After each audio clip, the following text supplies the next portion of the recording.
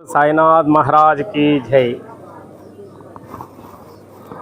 ఒక చిన్న విషయం అండి, అంటే 100 మందికి వచ్చే సందేహం, 5,000కి ఉంగరాలు పెట్టుకోవచ్చా పెట్టుకోకూడదా అనేది. దాంట్లో ముఖ్యంగా బొట్టన వేలుకి పెట్టుకోవచ్చా పెట్టుకోకూడదా, చూపుడు వేలు పెట్టుకుంటాం, చిటికల వేలు పెట్టుకుంటాం, మధ్య వేలు పెట్టుకుంటాం, అన్ని వేలకి పెట్టుకుంటాం, కానీ బొట్టన వేలుకి ఎందుకు పెట్టుకోకూడదు అనే సందేహం ప్రతి ఒక్కరికి ఉండొచ్చు.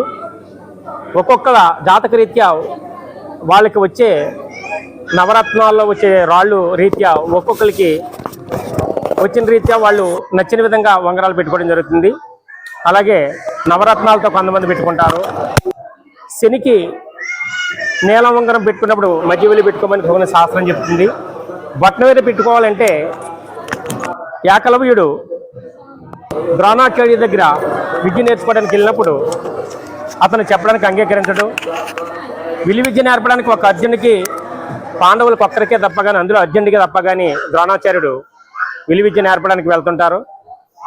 అటువంటి సందర్భంలో ఏకలవ్యుడు ద్రోణాచార్యుల వారి విగ్రహం పెట్టుకొని విలువిద్య నేర్చుకొని ఉంటాడు.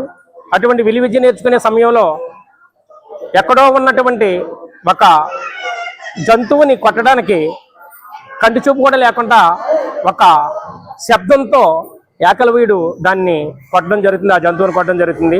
అటువంటి సందర్భంలో అర్జునుడు, నన్ను మించిన విద్యావేత్త లేడగని మీరు చెప్పారు ద్రోణాచార్య గురువు గారు, కానీ నాకంటే విలువిద్య కలిగినటువంటి ఒకడు ఉన్నాడని చెప్పి అర్జునుడు ద్రోణాచార్యులు గారిని అడగడం జరిగింది. అటువంటి సందర్భంలో ఏకలవ్యుడిని పిలిపించి, నేను నీకు విద్య నేర్పించలేదు కదా, గురువు లేని విద్య శూన్యమగని అందరికీ తెలుసు, అటువంటి సందర్భంలో నేను లేకుండా నువ్వు ఎలా విద్య నేర్చుకున్నావు కానీ ఏకలవ్యుడు అడగడం, ఏకలవ్యుడిని ద్రోణాచార్యుల వారు అడగడం. అటువంటి సందర్భంలో గురువి నేర్చుకోవడానికి గురువు అవసరం లేదని, మీ ప్రతిమ కూడా నాకు గురువుతో సమానమని చెప్పి ఆయన ఏకలవ్యుడి నేర్చుకోవడం జరుగుతుంది.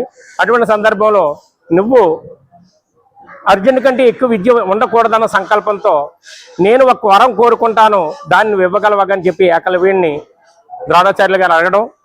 అటువంటి సందర్భంలో ఏకలవ్యుడు, మీరు ఏమడిగినా ఇవ్వడానికి నేను ముందున్నానని చెప్పడం. అప్పుడు ద్రోణాచార్యుల వారు, నీ బొట్టన వేలు నాకు దక్షిణగా ఇవ్వని అడగడం. అడిగినమ్మటనే ఏకలవ్యుడు దాన్ని కట్ చేసి ద్రోణాచార్యుల వారికి ఇవ్వడం వల్ల అప్పుడు విలువిద్యని ఒక అర్జునుడికే దక్కేలా చేశారు తప్ప కానీ ఏకలవ్యుడికి దక్కకుండా చేయడం జరిగింది. కొంతమంది పుట్టినరోజులకి పెట్టుకుంటారు, మళ్ళీ పుట్టినరోజు నాడే పెట్టుకుని మళ్ళీ మరుసటి రోజు తీసేయచ్చు, అది ఎవరిష్టం వాళ్ళది. బొట్టలేనికి పెట్టుకోకూడదంటే శాస్త్ర ప్రకారం ఏకలవ్యుడి విలువిద్య కోసం ద్రోణాచార్యుల వారు ఆ వేలుని ఎప్పుడైతే తీశారో అప్పటి నుండి కూడా బొట్టల వేలు పెట్టుకోవడం అది పెద్ద ఆచారం కథగని నాకు తెలిసింది చెప్తున్నాను.